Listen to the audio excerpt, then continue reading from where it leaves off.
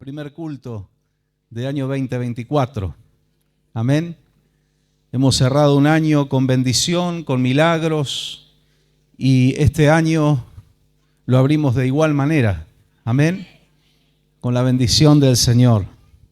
A contramano de todo lo que se pueda pronosticar y todo lo que pueda realmente suceder, Dios está con su pueblo. Dios muestra su mano de amor, de misericordia, de poder. Dios abre puertas que quizá usted las ve y tienen cerrojos de bronce. Dios puede abrir esas puertas de bendición. Y Dios cerrará las puertas que no son de Él. Amén. También tenemos que pedirle esto al Señor cuando yo quiera entrar en un lugar, en una decisión, en una relación, en un negocio, en lo que fuere, que no es tuyo. Señor, ciérrame esa puerta y que no pueda abrirla. Amén. Queremos hacer la voluntad perfecta de Dios. Hemos aprendido conforme a la palabra del Señor que hay una voluntad perfecta, buena, agradable, y hay una voluntad permisiva del Señor. Y no queremos entrar allí, en la voluntad permisiva, que es aquella que Él permite cuando nosotros insistimos tanto en algo que Él no quiere. Y muchas veces el Señor, respetando nuestro libre albedrío, dice: ok, ve por allí, pero después nos va mal. Dios le permitió a Jonás tomar ese barco que iba a Tarsis. Se lo permitió, se lo podría haber impedido, pero se lo permitió. Pero no era esa la voluntad perfecta. La voluntad perfecta era Nínive. Amén. Y tuvo que pasar una situación bastante traumática para la vida del profeta para terminar en la voluntad de Dios. Que el Señor nos ayude a reconocer la voluntad agradable y perfecta, y no solo reconocerla, sino ponerla por obra en nuestras vidas. Amén. Vamos a ir buscando en el libro de Mateo, en el Evangelio de Mateo, el Evangelio según Mateo, capítulo 2. Y ayer en el mundo secular se celebró Reyes, ¿no? Y muchos niñitos tienen su ilusión y esperan el regalito y ponen los zapatos y el pasto y el agua y demás, ¿no? Y bueno, ahora podemos hablar libremente, los chicos están todos en la clase, no le vamos a quemar la ilusión a ninguno. Respetamos lo que cada padre le enseña a su hijo, ¿no? Pero yo tuve un shock de realismo desde chiquito y sin ninguna maldad, pero con un sincericidio, yo le quemaba la ilusión a todos mis compañeritos y mis amiguitos. Ya no existe. Bueno. Pero hay una realidad sobre esto. Sí existieron,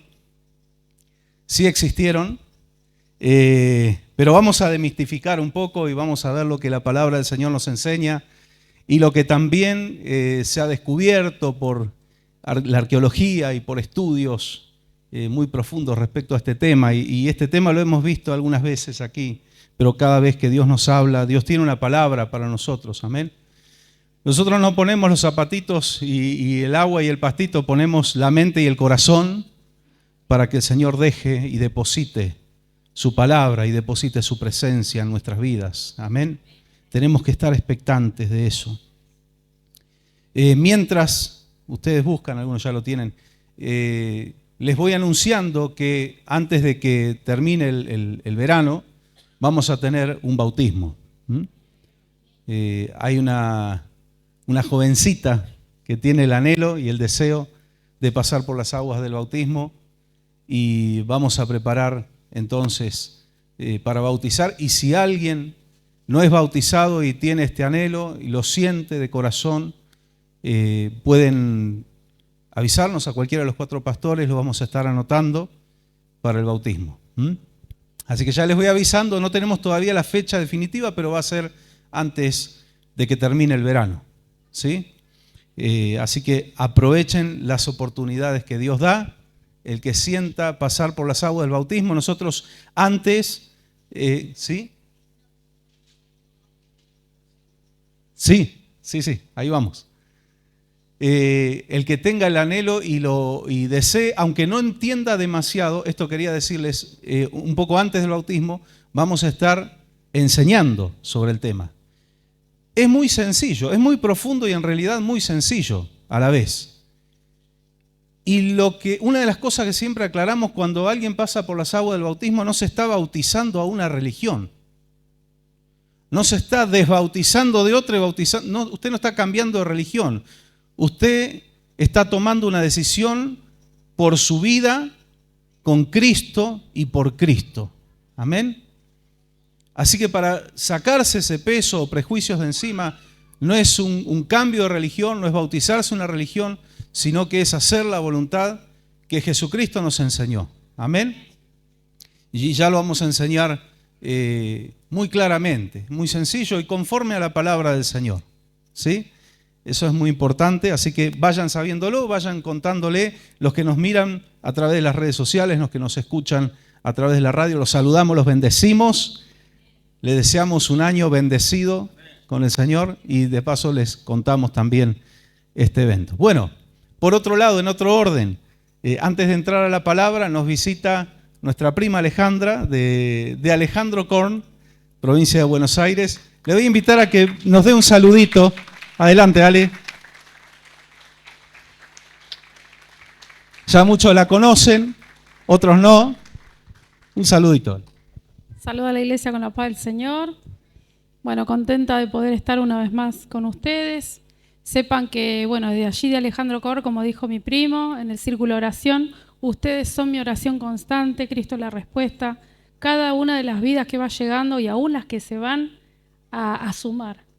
Ya el Señor hace muchísimos años me mostró a través de un sueño aquella obra que se está haciendo aquí a la vuelta, cuando no había cimientos todavía y ya estaba terminada para la gloria de Él. Y fue algo muy emocionante cuando al tiempo pude ver que era tal cual lo que yo había visto y aún me mostró mucho más. Mucha gente entrando por esas puertas y al costado, les cuento esto, un río de agua limpia, que crecían árboles de un lado y del otro. Era algo tan hermoso que ustedes ni se imaginan. Eso fue para Cristo la respuesta. Entonces son mis oraciones constantes, que sumen más y más vida a este lugar, porque sé que es un lugar de muchísima bendición para vuestras vidas. Así que en este nuevo año que comienza, les deseo toda la bendición del Señor para todos y cada uno de ustedes. Dios los bendiga. Gloria al Señor. Y le enviamos desde aquí nuestros saludos y cariños también a tus pastores, allí en Alejandro Korn y a toda la congregación. Son brasileros, no son de los... Usted ya sabe. No. Son buenos siervos de Dios, verdaderos siervos de Dios, con una doctrina muy bíblica y muy firme en la palabra del Señor, un buen fundamento. Así que le enviamos nuestras bendiciones, también nuestros cariños. Algún día quizás los conozcamos personalmente. Así que gracias al Señor por la comunión que podemos tener aún a la distancia. Tenemos el único pasaje de la Biblia aquí que habla de estos personajes conocidos como los Reyes Magos, los sabios del Oriente, etcétera, etcétera, ¿no? Es el único pasaje bíblico que habla de este tema. Y dice así en Mateo capítulo 2, vamos a leer desde el versículo 1 hasta el 12, leemos en el nombre del Señor su bendita palabra, y dice: después de que Jesús nació en Belén de Judea, en tiempos del rey Herodes, llegaron a Jerusalén unos sabios procedentes del oriente. La versión 60 dice unos magos, ¿verdad? Bien, ya vamos a entrar ahí.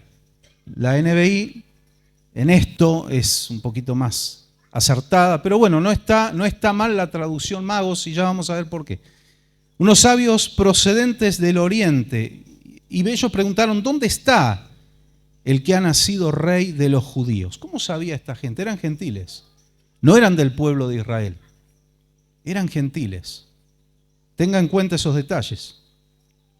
¿Dónde está el que ha nacido rey de los judíos?, preguntaron. Vimos levantarse su estrella y hemos venido a adorarlo. Qué misterio, ¿no? Ellos asociaban una estrella, que era una estrella especial sin duda, con el Mesías que iban a ser en Israel.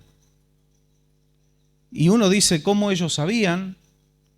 ¿Cómo sabían que había una promesa de un Mesías? ¿Cómo sabían que una estrella iba a marcar el lugar donde estaba? Seguimos leyendo, dice,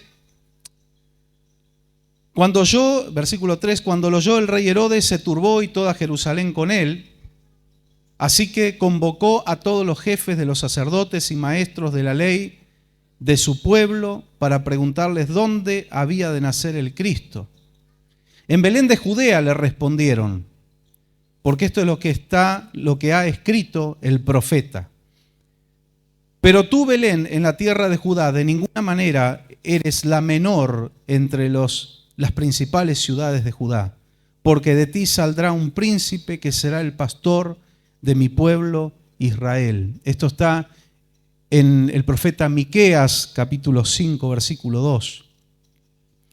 Luego Herodes llamó en secreto a los sabios y se enteró por ellos del tiempo exacto en que había aparecido la estrella. Los envió a Belén y les dijo, vayan e infórmense bien de ese niño y tan pronto como lo encuentren, avísenme para que yo también vaya y lo adore. Mentiras, patrañas, para que yo también vaya y lo adore, la falsedad. Después de oír al rey, siguieron su camino y sucedió que la estrella que habían visto levantarse iba delante de ellos hasta que se detuvo sobre el lugar exacto, preciso, donde estaba el niño. Al ver la estrella sintieron muchísima alegría. Cuando llegaron a la casa, vieron al niño con María, su madre, y postrándose, lo adoraron. Abrieron sus cofres y presentaron como regalos oro, incienso y mirra. Entonces, advertidos en sueños de que no volvieran a Herodes, regresaron a su tierra por otro camino. Un ángel del Señor, Dios envió un ángel y les advirtió y les dijo, lo que Herodes está diciendo es una falsedad. Él no quiere adorarle, él quiere matarlo, él quiere asesinarlo. Yo quiero que usted imagine esto. Herodes había mandado a matar a sus hijos por miedo a que le quiten el poder o a que ocupen su lugar. ¿Qué no iba a hacer con un niño que ni siquiera era su hijo? Había un rumor, había una profecía de que iba a ser el rey de los judíos. Así que él lo que quería era eliminarlo. Y luego vemos la matanza de los inocentes.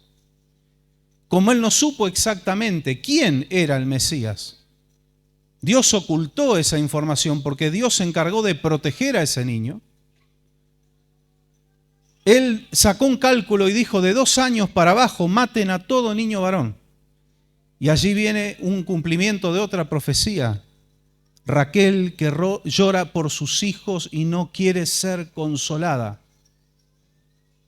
Sus hijos fueron asesinados. ¿Cuántas cosas sucedieron? ¿Se acuerdan cuando hace poco escuchábamos las profecías de Zacarías, el papá de Juan el Bautista? Lo que profetizó este ancianito Simeón. Esas profecías que hablaban de que él iba a ser la gloria de Israel, pero que iba a ser el tropiezo de muchos. Y de que iba a traer e iba a levantar gran controversia, mucha contra. Y Jesús de grande lo dijo, yo he venido a traer espada, porque por causa de él se iba a levantar la espada también. Él viene a traer paz en los corazones, él viene a traer paz en nuestras vidas porque hemos abierto nuestro corazón a él. Pero por la causa de él yo quiero que usted entienda esto, ¿por qué Jesús viene a traer espada? Por los que se oponen a él, por oposición al evangelio, por oposición a la palabra, por oposición a la paz que él puede generar en la vida de un ser humano. El enemigo también levanta sus ejércitos y esto genera guerra. Nosotros los creyentes, sí, el evangelio es maravilloso, es de bendición, hay palabras de bendición, hay profecías de bendición, hay promesas de bendición, pero también tenemos que tener en claro que estamos en guerra constantemente. ¿Por qué me pasa esto a mí? ¿Por qué se ha enojado el diablo? ¿Y qué esperaba usted? ¿Qué esperaba usted? Cuando usted antes estaba detrás de las rejas espirituales del enemigo y usted creía que era libre y hacía lo que quería, pero el diablo lo tenía en sus garras y vino Cristo y lo libertó. ¿Y usted se cree que el opresor se queda de brazos cruzados? No, señor. ¿Por qué yo decía el otro día, Latinoamérica tiene tantos problemas? Latinoamérica es tan rica potencialmente, pero no disfruta las riquezas. ¿Por qué hay tanta corrupción? ¿Por qué hay tanta violencia? Pues el diablo está enojado porque Latinoamérica tiene mucho pueblo de Dios. Y donde está lo bueno, se levanta lo malo. Brasil es un país que tiene un 60% de su población es cristiana evangélica. La realidad es esa. Usted va por las rutas, va por las avenidas, va por las autopistas, hay gigantografías, hay grandes carteles con textos bíblicos, palabra de Dios, iglesias que ponen sus días de reunión, sus direcciones en las autopistas, entra a los comercios y usted ve Biblias abiertas en atriles, textos bíblicos por todos lados, pero también hay mucha brujería. Pero usted sabe lo que es el mundo espiritual. La parte más pobre de Brasil es la parte donde está el candomblé, donde está la magia, donde está el ocultismo. Es la parte más pobre. La parte más rica de Brasil es la parte donde el evangelio predomina. No es casualidad. Una misma isla. Hemos hablado mucho de República Dominicana y de Haití. Una misma isla. Parece que en la frontera se divide el mundo espiritual. En Haití predomina el vudú. En República Dominicana no es que no lo haya, pero predomina el evangelio. Y si bien hay pobreza, la realidad es esa en República Dominicana, pero es mucho más próspera que Haití. Es una misma isla. Ha habido terremotos en Haití y no pasó nada en República Dominicana. El mundo espiritual es una realidad, no es pavada. Es cierto, así que somos hijos de Dios, gloria a Dios, somos el pueblo de Dios, pero somos ejército de Dios también, lo cual significa que estamos en guerra constante con el enemigo. Pero hay victoria en el nombre de Jesús y eso es lo más importante. Gloria a Dios, gloria a Dios, gloria al Señor. Es el único pasaje, decía, que habla de estos sabios o de estos magos del oriente y según la versión bíblica, ¿no? Sabios o magos, no importa. La Biblia no dice que eran reyes magos, no dice que eran reyes. Podían serlo, puede ser, pero no afirma nada, no es bíblico, es parte de la especulación. La Biblia no dice que eran tres. De hecho, con los tesoros que ellos viajaron, había mucho robo, mucho asalto en las rutas comerciales sobre todo. Y esta gente, con los valores que traía, difícilmente hayan sido tres. Seguramente ha sido un séquito, una comitiva. No dice que eran tres, no dice que uno era negro, no dicen que eran Melchor, Gaspar, va a saltar y se cayó, Baltasar, no dice los nombres. Solo dice eso, que eran sabios del oriente o magos, y luego habla de los regalos. Y yo intuyo que muchos dicen que eran tres, lo asocian a la cantidad de regalos, pero esto no dice nada. No importa tampoco. No es lo relevante si eran 3 o si eran 30. Lo relevante era qué es lo que ellos sabían, qué es lo que ellos sentían. Nos podemos hacer tantas preguntas, es tan lindo este pasaje. Podemos decir, ¿habrán sido salvos estos hombres? No eran judíos. Sabemos que la salvación era para los gentiles también, y esto ya estaba anunciado aún en el Antiguo Testamento, ya había signos de la gracia, ¿sí? En pleno tiempo de la ley, pero estos habrán sido salvos. Yo no voy a establecer una doctrina cuando son opiniones personales, pero yo creo que sí, porque ellos cuando vieron a Jesús se gozaron. Ellos cuando la estrella se posicionó sobre la casita donde estaba Jesús siendo un bebito y estaba con su mamá, no dice la Biblia, seguramente José estaría haciendo algún trabajo, alguna cosa mientras estuvo allí en Belén, porque luego ellos volvieron a Nazaret, ¿sí? Y ellos se gozaron. El que ve a Cristo y le produce gozo es por el Espíritu Santo. Porque dice que no podemos llamar a Jesús Señor si no es por el Espíritu Santo. No podemos reconocerlo como Señor si no es por el Espíritu Santo. Yo creo que estos hombres fueron tocados por el Espíritu Santo, que si bien todavía no había venido de forma permanente y constante como sucedió en Pentecostés, pero el Espíritu Santo ya estaba en la tierra, ya actuaba, ya venía, ya obraba, traía revelación, traía inspiración.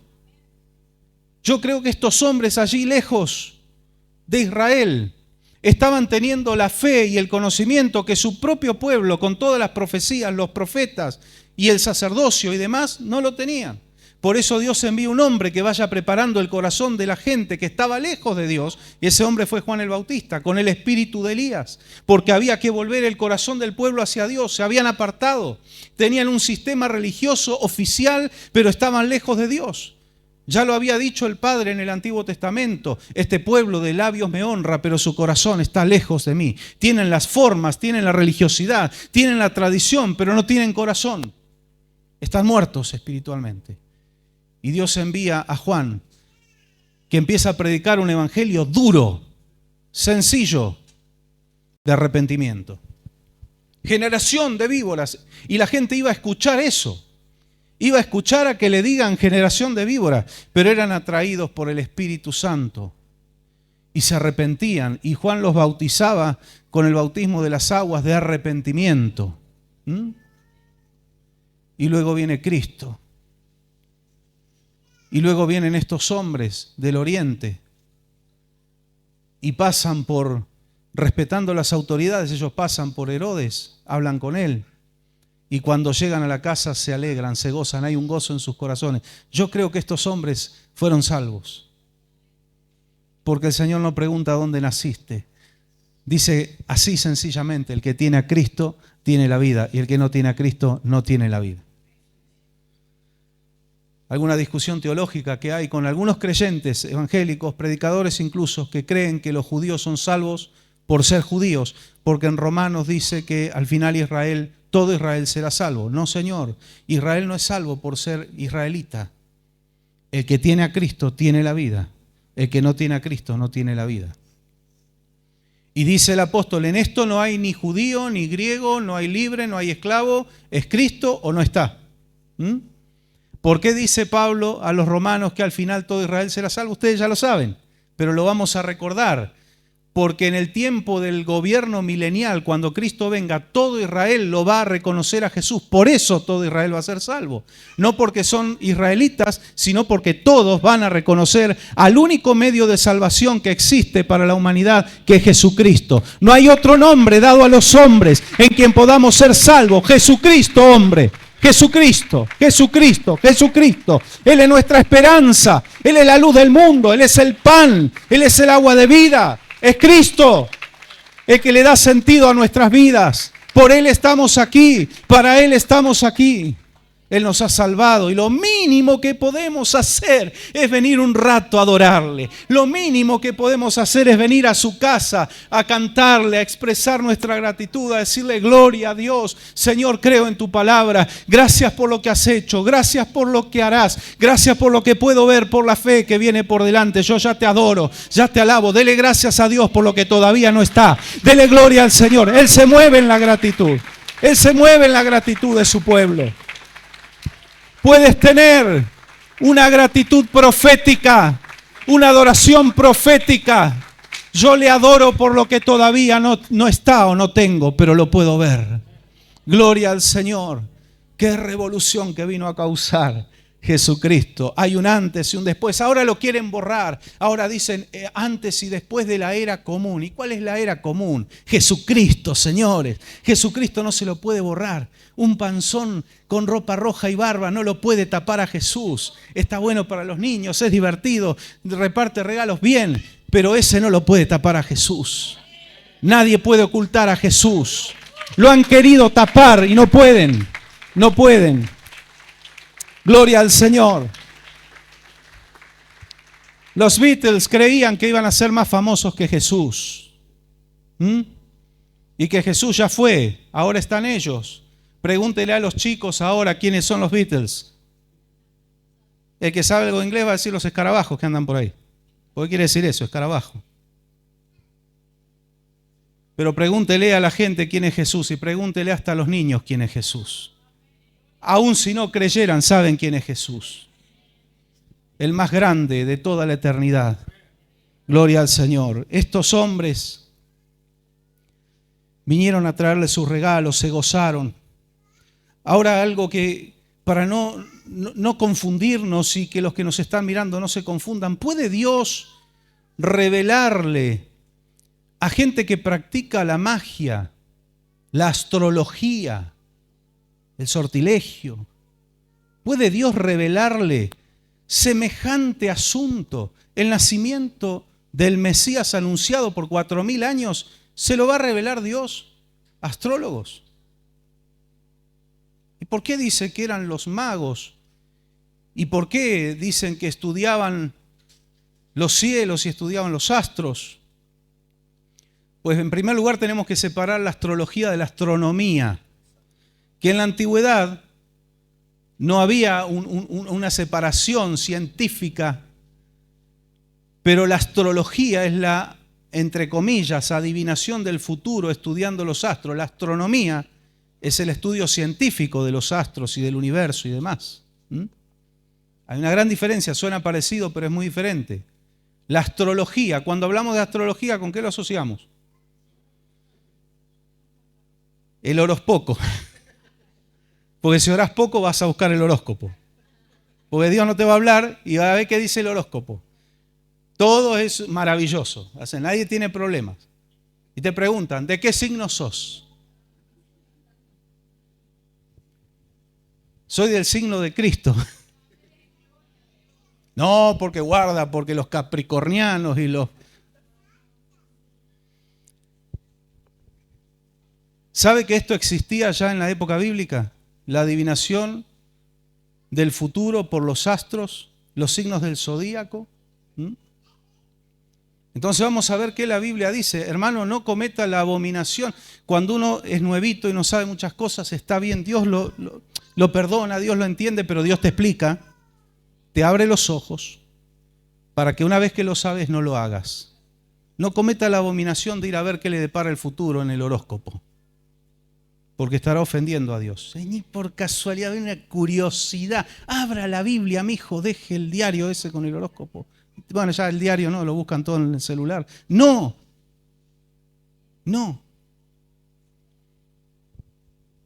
Le pido oración al pastor y si Dios no me sana en una semana, voy al del barrio ese que hace unas infusiones raras. No, se va a atar. Se va a llenar de demonios. Y capaz que hasta tenga resultado porque el diablo tiene un poder engañoso, pero la atadura que le deja usted no la ve, después la va a empezar a sentir. Después empieza la gente a llamar, a mandar mensajes, los muebles se mueven, los platos vuelan solos. Y no es broma. Veo sombras, veo cosas. No puedo dormir en mi cama. ¿Qué pasa? Hay ataduras espirituales, pero esas ataduras vienen porque le abrimos puertas. Si no, no puede el diablo tocar las vidas. Pero el que está sin cobertura o el creyente que abre puertas, no es broma.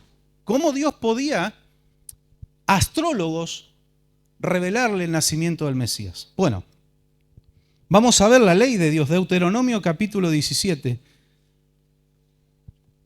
Veo necesario leer algunos versículos, y hay más, ¿no? Pero algunos como para tener en cuenta lo que la palabra dice. Deuteronomio 17, versículos 2 hasta el 5. Es tajante, es clara la palabra del Señor, es determinante, es categórica en este tema. Deuteronomio 17, 2 al 5 dice: puede ser que algún hombre o mujer entre los tuyos, habitantes de una de las ciudades que el Señor tu Dios te dará, se le sorprenda haciendo lo que ofende a Dios.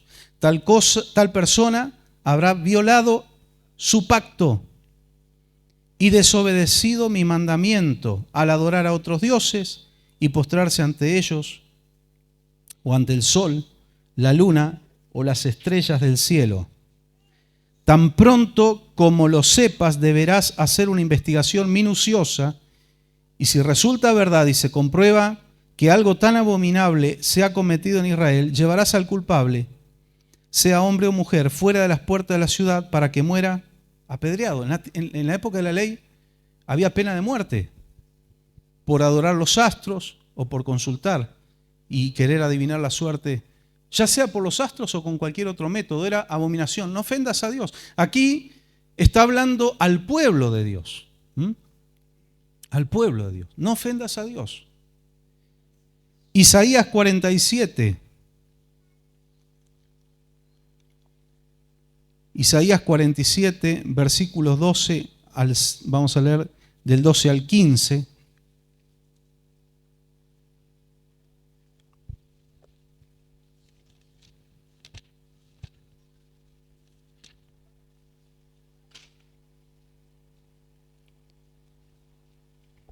Dice así, y habla un poco irónicamente, Isaías 47, 12 al 15, dice: persiste entonces con tus encantamientos y con tus muchas hechicerías en las que te has ejercitado desde la niñez. Tal vez tengas éxito, tal vez puedas provocar terror.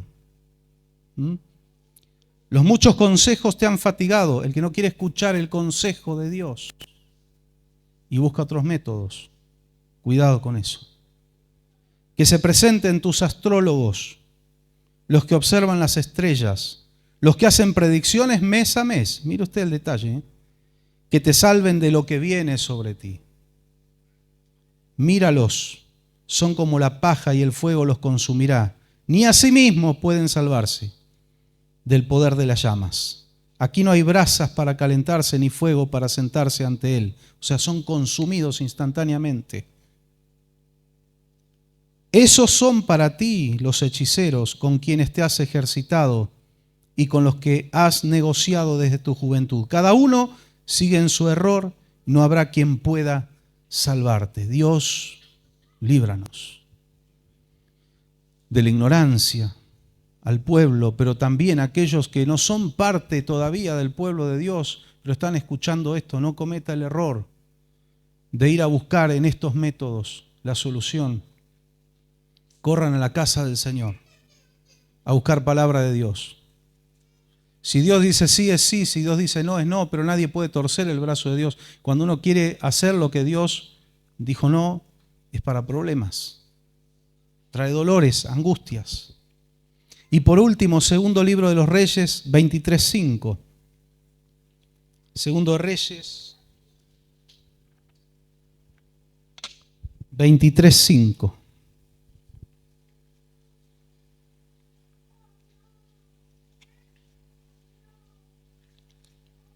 Dice así la palabra del Señor.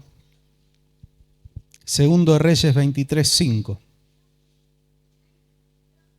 También destituyó a los sacerdotes idólatras que los reyes de Judá habían nombrado para quemar incienso en los altares paganos, tanto en las ciudades de Judá como en los alrededores de Jerusalén, los cuales quemaban incienso a Baal, al sol y a la luna, al zodíaco y a todos los astros del cielo. Miren lo que había caído Israel. Esto era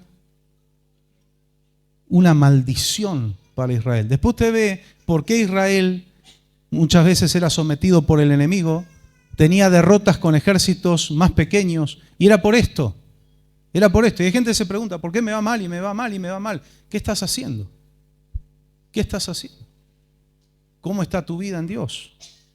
¿Qué métodos estás usando para la solución de los problemas? ¿O alguno que tiene incertidumbre y falta de paz respecto al futuro? Si usted no tiene fe en Dios, si usted mira los noticieros, si usted mira los pronósticos, usted puede entrar en desesperación.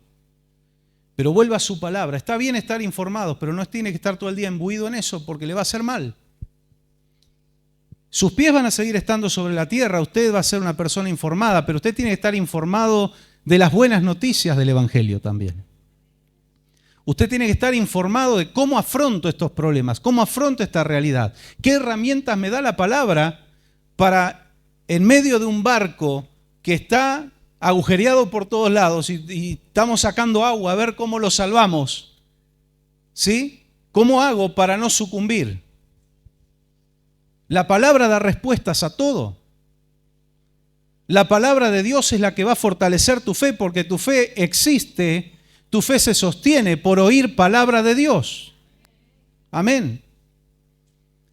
La palabra de Dios te da respuestas, la palabra de Dios te advierte. Muchas veces te dice, cuidado con esto, y uno está atento. El avisado ve el mal y se aparta, lo esquiva, dicen los proverbios, ¿sí? La palabra de Dios. Algunos dicen, no es suficiente. Yo he escuchado gente religiosa decir, parece que no les alcanzó el Espíritu Santo para interpretar la palabra. Está rayando la blasfemia contra el Espíritu Santo eso. Porque el Espíritu Santo es totalmente autosuficiente para darnos revelación de la palabra. Si usted está solo con 2 hojitas de la Biblia, como le ha pasado a muchos hermanos nuestros en persecución, en una cueva durante 2 años y no tiene nadie que le enseñe y no tiene ningún hermano con quien compartir, pero usted ora todos los días y usted esas 2 hojitas le saca el jugo, yo le puedo asegurar que Dios le va a hablar allí en la cueva. Dios lo va a sustentar, Dios lo va a sostener. La palabra es viva porque la palabra es Jesús. Juan capítulo 1 dice que el verbo es Dios. Amén. Por eso es viva la palabra. ¿Cómo no va a ser autosuficiente? La espada del Espíritu, ¿cómo no va a ser autosuficiente? Después hay libros buenos, hay libros regulares, hay libros malos, pero la palabra de Dios es infalible. A la única que podemos atribuirle infalibilidad es a la palabra. La misma palabra nos dice, sea Dios veraz y todo hombre mentiroso. Amén. Vemos que Dios condena enérgicamente estas prácticas, así que de ninguna manera estos hombres podían ser astrólogos, brujos, gente que practicaba la magia. De ninguna manera. Ellos estudiaban desde la óptica de la astronomía, que quizás no lo sabían porque no estaba el nombre, ¿no? el rótulo, pero ellos estudiaban. Y hay algunos estudios y descubrimientos arqueológicos que han demostrado que muy probablemente estos hombres, miren, estos son curiosidades, ¿no? Pero es importante saberlo, que estos hombres pertenecieran a un grupo de gente de esos territorios que eran descendientes de Abraham. Eran descendientes de Abraham. Y muy probablemente tenían profecías acerca del nacimiento de un Mesías, pero además tenían conocimientos de las profecías de los profetas de Israel y los estudiaban. Tenían conocimiento de las profecías de los profetas de Israel, profecías del Antiguo Testamento que hablaban de Jesús. Estos hombres eran posiblemente de Irán,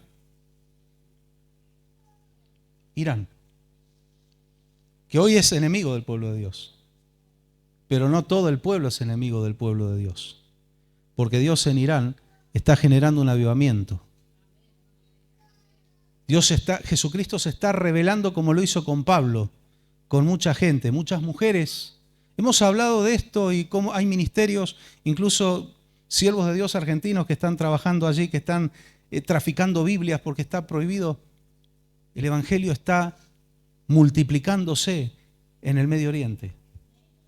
¿Se acuerdan cuando hablamos de avivamiento de verdad? ¿Se acuerdan cuando hablamos de Asbury? ¿Se acuerdan de Asbury? Algunos ya no se acuerdan porque son como los Beatles. Yo tenía mis serias dudas sobre ese avivamiento. Uno no tiene que tirarse a la pileta en lo primero que escucha, lo primero que ve, lo que sale por YouTube. Discernimiento, pueblo de Dios, hay que tener visión. Discernimiento, oración. Yo dije, bueno, no estoy en contra. Pero vamos a ver cuando se termine ese culto largo, qué pasa después. Si hay transformaciones y verdadero arrepentimiento, conversiones de verdad, eso fue un avivamiento. Si no, fue simplemente un recital que duró varios días. Y se apagó.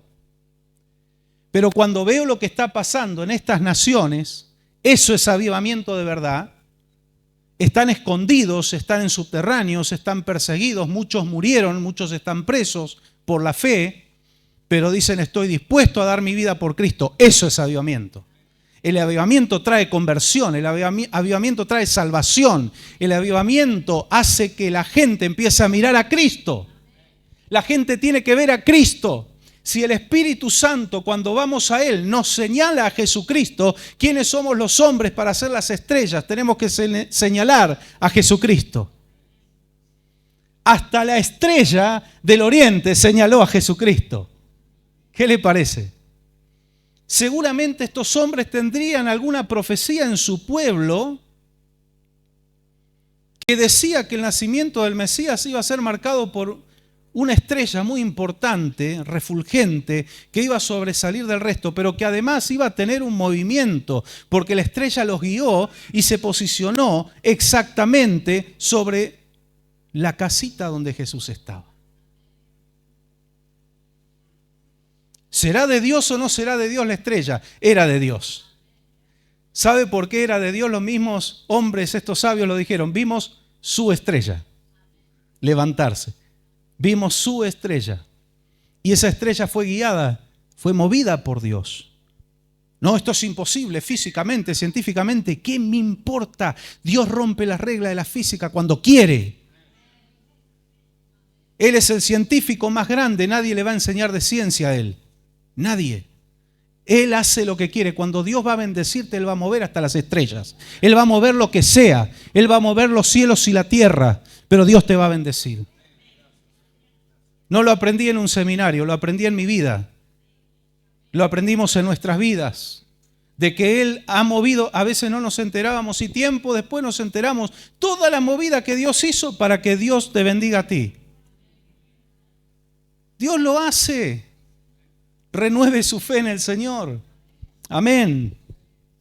Así que estos hombres no eran astrólogos, no adivinaban la suerte. Ellos estudiaban, mire qué diferencia. Estudiaban el cielo y estudiaban las profecías. Ellos estaban esperando el nacimiento del Mesías. Lo agarró dormido a Israel, pero a ellos los encontró despiertos. ¿A quiénes más encontró despiertos? A este grupito de hombres que nadie los tenía en cuenta, los pastores. ¿Y qué estaban haciendo? Velando. Velad y orad para que no caigáis en tentación. Velar, velar. Yo me acuerdo cuando era chiquito y escuchaba en las predicaciones velar y me daba miedo dormirme a la noche. Porque digo, el Señor se va a enojar. No, tu cuerpo va a descansar, tiene que dormir, aunque a veces Dios te va a despertar también a la madrugada, pero tú puedes dormir, pero que tu espíritu esté despierto. O tú puedes estar con los ojos así como dos huevos fritos y estar dormido espiritualmente también. Que nuestro espíritu esté despierto. Amén. Expectante. Me toca mucho el motivo de su viaje. ¿El motivo de su viaje cuál fue? Adorarle. Se movieron de kilómetros. Tardaron, según se calcula más o menos, entre 6 y 8 meses. Aproximadamente. ¿Usted notó la diferencia en el versículo 11 de Mateo 2? No dice que estaba en el pesebre, dice que estaba ¿dónde? En una casa. Porque ellos se quedaron un tiempo allí en Belén. Cuando se hace la representación de los belenes o de los pesebres, y siempre se ve a los Reyes Magos con el camello, bueno, ellos no estuvieron allí. La realidad es que ellos no estuvieron allí. Estuvieron los pastores. Ellos llegaron después, cuando ya estaban en una casa, entre 6 y 8 meses aproximadamente, ¿sí? Pero todo ese viaje y todo el riesgo que corrieron y lo que ellos llevaban, que era valiosísimo, tenía un motivo: adorarle. Usted sabe que la vida en esta tierra es un viaje. No es el destino. No, después de esta vida hay que chuparse todo y fumar y drogarse y andar de joda porque después de esta vida no hay otra. Y va a ser corta, te digo. El diablo engaña a la humanidad para que se estropee, para que se autodestruya. Señores, esta vida es el viaje, el destino es la eternidad. Y hay dos. Hay cielo y hay lago de fuego. El que es eterno es el lago de fuego, el infierno es temporal, es cárcel temporal. Lo estudiamos eso. El lago de fuego está allí, en una parte del espacio, que nadie sabe. Ese es el destino, este es el viaje. Yo me alegro de verlo a usted aquí, atento a la palabra, cantando y adorando al Señor, porque usted está con el mismo, y yo también, estamos todos con este mismo motivo.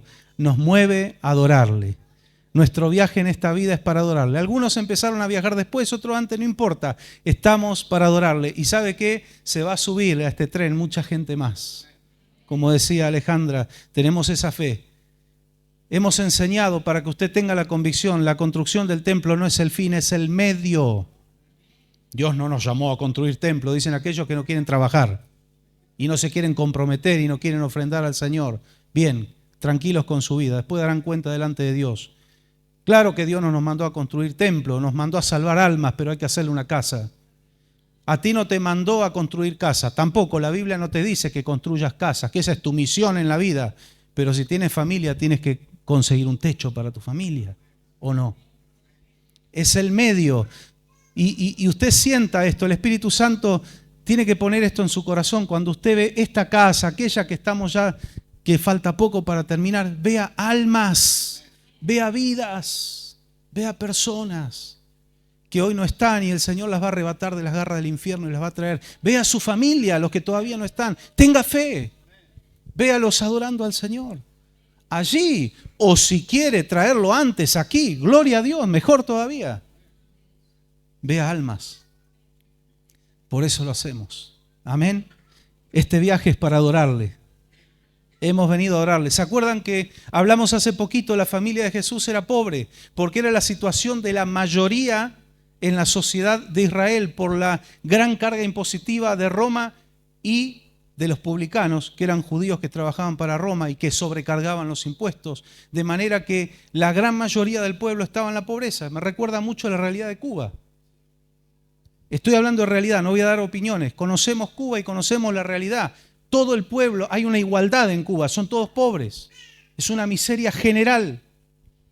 Y solo un grupito, al igual que en ese tiempo en Israel, solo un grupito del gobierno y algunos amiguchos, nada en dinero, mientras la gente hace largas colas para que le den un puñadito de arroz para que tire todo el mes. No se coma las mentiras. La realidad dan ganas de llorar. Lloramos como 2 o 3 veces en Cuba. ¿Por qué es tan triste? Así estaba la nación de Israel en ese tiempo. Y la familia de Jesús era pobre. ¿Cómo lo sabemos? Por la ley.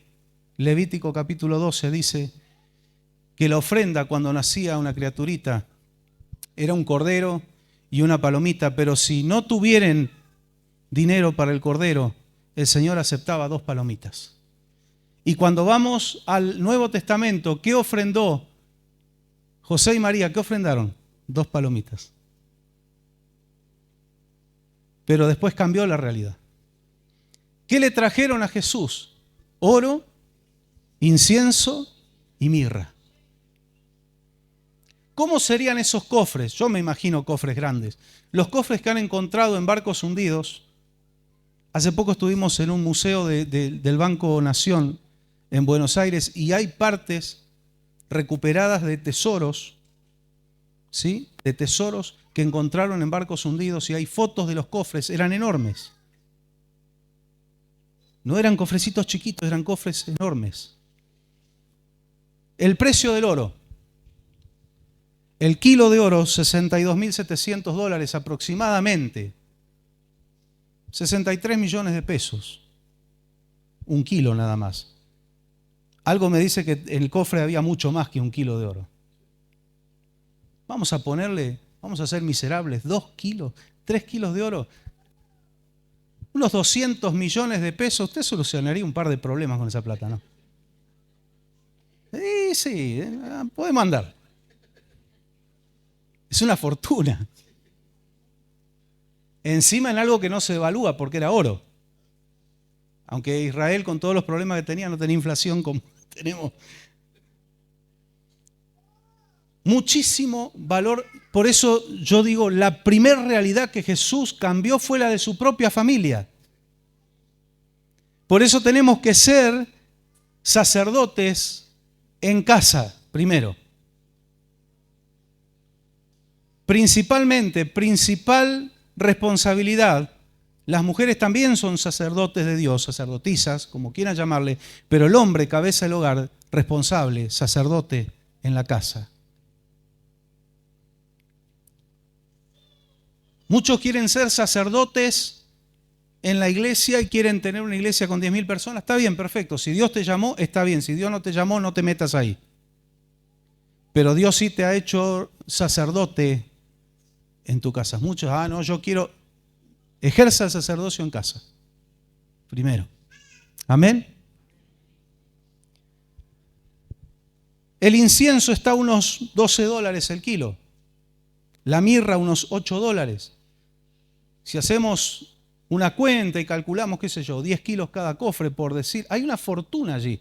¿Con qué cree usted que la familia de Jesús se pudo mudar a Egipto, escondiéndose de la matanza que iba a hacer Herodes? Porque también el ángel le avisó para proteger a Jesús. Y estuvieron un tiempo en Egipto hasta que murió Herodes y pudieron volver. Tenían un capital económico. Dios movió estos hombres que fueron a adorarle a Jesús, pero vieron que yo les enseñé que hay sentidos espirituales profundos y hay sentidos prácticos de la palabra. Dios es práctico. Dios cuando hace o permite algo no es solo por esto, es por esto, por esto, por esto, por aquello. Dios ve 10.000 factores que usted y yo jamás los veríamos. Por eso yo necesito la guía de Dios, yo no me las sé todas. Yo puedo ver muchas cosas y usted también, pero sin la visión de Dios, usted se queda a mitad de camino, yo me quedo a mitad de camino. Necesitamos Él, que ve todas las cosas. Señor, no le veo el lado amable a esto. Yo sí, dice el Señor. Hay algo que tú no estás viendo y yo lo veo. Pero ¿cómo pudiste permitir esto? Yo no veo nada. Yo sí. Yo sé lo que hago. Dios sabe lo que hace, como dice el hermano Samuel Hernández en su canción. Dios sabe lo que hace, Él conoce los tiempos, Él sabe todo. Dios movió los corazones de estos hombres, fueron a adorarle, pero dice, ¿cuál era la premisa del Antiguo Testamento? No se presentarán delante de mí con las manos vacías. Van a llevar ofrenda, porque esta familia lo va a necesitar. Hermano querido, tu necesidad ponela en las manos del Señor. Si vas a llorarle a alguien, llora delante del Señor. Porque Dios va a tocar corazones del oriente, del occidente, de donde fuere, y Dios va a bendecirte. Dios mueve. Dios mueve. Gloria al Señor. Estos regalos también eran prácticos, eran adoración, pero eran proféticos. El oro, un regalo para reyes, y no para ellos, para el Rey de Reyes y Señor de Señores. Ellos estaban profetizando y estaban conociendo que Él era el Rey. Pero ¿cómo, pastor? Si cuando Jesús es interpelado por Pilato, Jesús le dice a Pilato, mi reino no es de este mundo. Pero las profecías dicen, le he dado las naciones de la tierra, los reinos de la tierra. ¿Cómo es el tema? No lo entiendo. Son los tiempos de Dios. Algo que el pueblo de Israel no comprende es que iba a ser en 2 tiempos la venida del Mesías. La primera venida, Isaías 53, el Mesías sufriente, el siervo sufriente. La segunda venida, Zacarías 14, entre otros pasajes, el que viene a reinar. En Apocalipsis, aquel jinete del caballo blanco que en su vestido y en su muslo dice Rey de Reyes y Señor de Señores. Él vino primero a pagar el precio, vino como cordero a morir por nosotros, pero ahora nosotros ya no esperamos un cordero, ya no esperamos a alguien colgado en la cruz, esperamos un rey potente, fuerte, poderoso, que gobernará las naciones con puño de hierro. Esperamos a ese Cristo. Gloria a Jesús, gloria al Señor.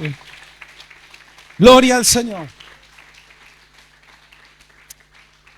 De paso cañazo, porque me gusta aclarar cosas de la palabra y derribar mitos. Algunos dicen, no, ¿cómo puede hablar en contra de los tatuajes si Jesús viene tatuado?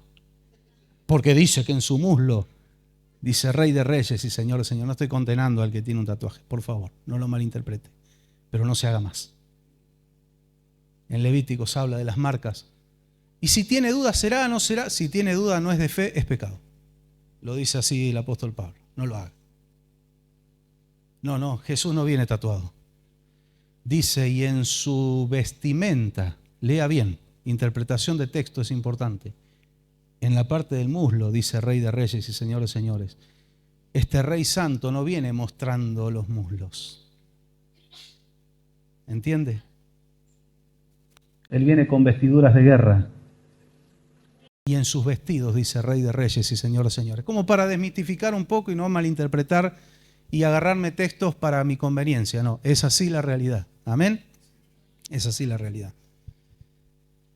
El rey, ellos lo reconocían como rey, porque un día va a venir a reinar. Pero también estaba el incienso. Hace poquito terminamos el estudio maravilloso del tabernáculo de reunión y del templo, también con la pastora Susi en la radio. Y ese objeto tan hermoso que estaba allí, ya tocando casi el cortinado que daba al lugar santísimo, ¿cuál era? El altar de oro, era de madera de acacia bañada en oro, que era del incienso. ¿Qué era el incienso? La adoración, la oración. En Apocalipsis vemos que es la oración de los santos, ¿sí? Esa adoración. ¿Y por qué está pegado al cortinado que da al lugar santísimo, donde está la misma presencia de Dios, el arca del pacto? ¿Cómo llegamos a Dios? Con adoración y con oración. Es lo que nos lleva a meternos en el lugar santísimo, nuestra adoración y nuestra oración. Ahí nos metemos, estamos con Cristo en los lugares celestiales. Amén. Ellos vinieron a traerle adoración, lo reconocieron como rey, pero le dijeron, Él es digno de adoración. ¿Por qué cantan estos locos? Porque Él es digno de adoración. Nadie como Él. Usted puede aplaudir músicos, cantantes, jugadores de fútbol. No los idolatre, por favor. No, mi ídolo, no tenga ídolos. Son falibles. Puede admirarlos, sí, está permitido, no hay problema. Admirarlos por sus capacidades, por lo que fuere. Pero adoración es para Dios. ¿Se acuerdan lo que estudiamos del tabernáculo? La receta del incienso, dice el Señor, nadie lo use en su casa, nadie se haga la misma receta para sí, porque esto es mío, es exclusivo, la adoración es exclusiva. Nadie más digno de ser adorado que Jesús. Ellos le llevaron la adoración, pero le llevaron algo que era una parte profética que no era muy linda, que era la mirra, con la cual se ungía a los muertos. También estaban profetizando el momento cúlmine del ministerio de Jesús. Uno puede decir, ¿a qué vino Jesús? ¿Cuál fue el hito de su ministerio? Bueno, resucitó muertos, le dio la vista a los ciegos, sanó paralíticos y sanó leprosos y predicó el evangelio. Sí, todo eso es glorioso, pero el momento cúlmine, el hito, es la cruz. El punto más bajo para un ser humano en esa época fue el punto más alto. Y lo es para nosotros. Vamos a los pies de la cruz de Cristo. Amén. Ahí está toda nuestra solución, ahí está el perdón de nuestros pecados, ahí está la gracia, ahí está la comprensión. No me entienden, no me comprenden, vaya a hablar con Él. Ahí está la comprensión. Ahí está la contención. Si ningún ser humano te contiene, Él te contiene. Si ningún ser humano te valora, Él te valora. Está en la cruz. Y ellos estaban profetizando la muerte de Jesús. ¿Cuál era el hito de su ministerio? ¿Y cuál es el hito de nuestros ministerios o nuestros servicios? Morir todos los días al pecado.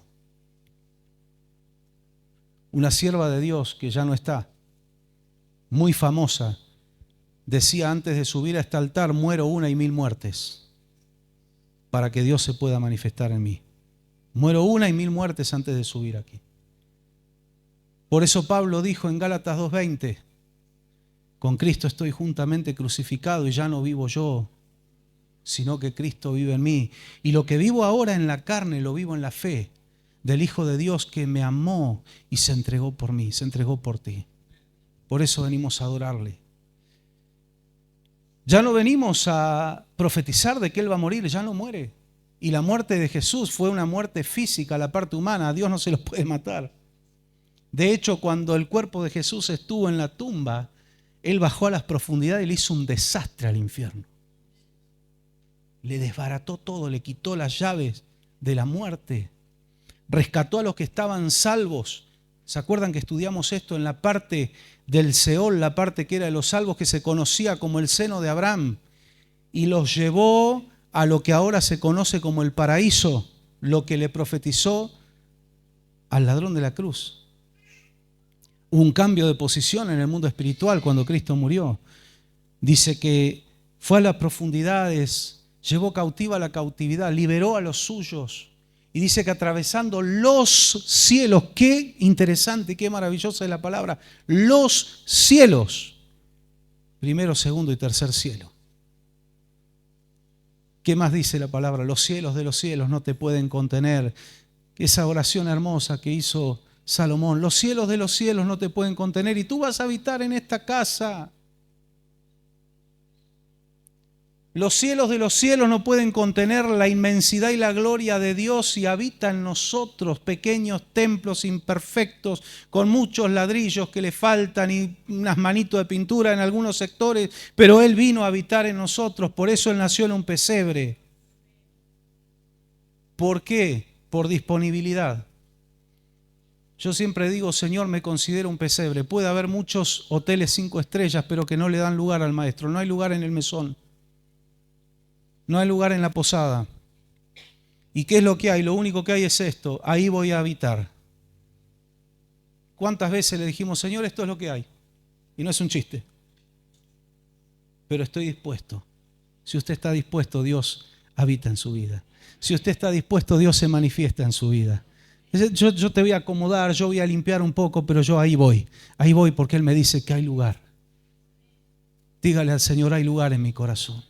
Hemos venido a traerle adoración al Señor, una ofrenda de adoración y una vida muerta al pecado. Eso es lo que significa hoy el oro, el incienso, la mirra para nosotros. Hoy, aplicable, año 2024.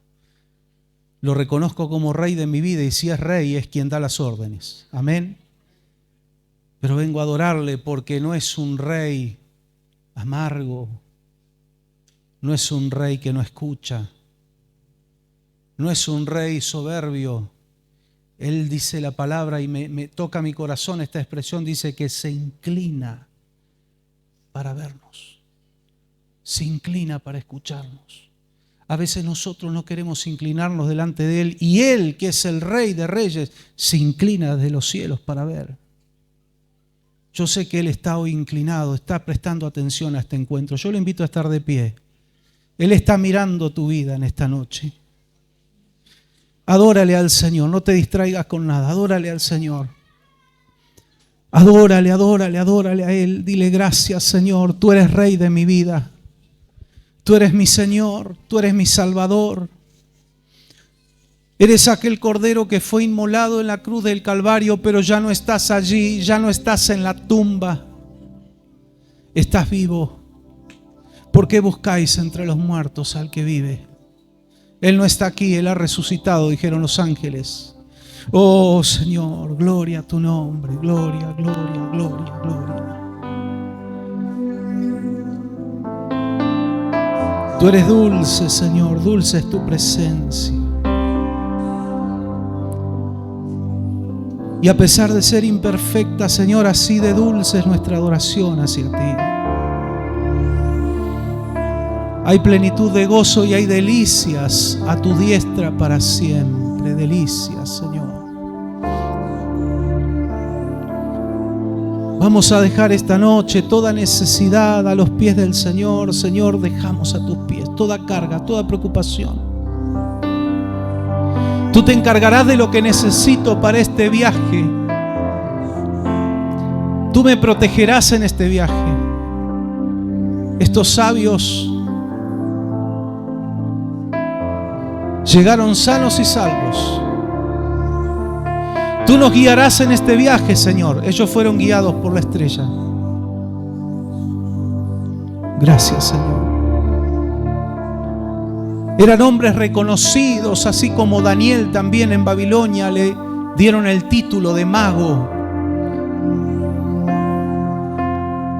Porque era un hombre que tenía revelación de Dios. Estos hombres eran importantes, pero dejaron de lado su importancia y se vinieron a postrar delante de un bebito en una casa humilde y lo adoraron. Y otros hombres que no eran tan importantes como los pastores no se sintieron menos importantes que nadie o que los demás. Se sintieron igual que los sabios del Oriente, gozosos de conocerte y de verte y conocer el tiempo de la visitación. Señor, tú no mides ni miras la importancia por lo económico, por lo cultural, por lo social. Tú miras corazones dispuestos. Yo sé que aquí, Señor, hoy hay pesebres, hay pesebres. No somos lo mejor, pero estamos dispuestos. Limpia nuestras vidas, santifícanos. Ayúdanos a entresacar, como dice tu palabra, lo vil de lo santo, para que tú puedas usarnos y poner tus palabras en nuestras bocas. Unge a tu pueblo, cada vida aquí presente, Señor, que hemos venido a adorarte. Nuestro viaje en esta vida es para adorarte. Es para adorarte. ¿Qué nos debes tú, Señor? Nada. Por más que hagamos lo que hagamos para servirte, nada tú nos debes, nosotros te debemos. Eres tan generoso que aún sin debernos eres el Señor que mejor pagas. Págale a tus hijos, Señor. Aquí hay hombres y mujeres que te aman, que te sirven con un corazón dispuesto. Han servido, Señor, con sonrisa en sus labios y han servido y te sirven con lágrimas en los ojos cuando están en problemas, en dificultades, pero siguen sirviéndote. Págales, págales, Señor. Págales con paz. Págales con salud, Señor. Págales con salvación en la familia. Págales con provisión sobreabundante, Señor amado. No venimos delante de ti como quien merecemos algo porque conocemos tus promesas. No, no, Señor. No. Venimos con humildad como quien no merece nada, pero cree en tu gracia. Confiamos en tu gracia, no en nuestra fuerza, Señor. No en lo que conocemos, no en la experiencia de vida, en tu gracia, en tu gracia, en tu gracia.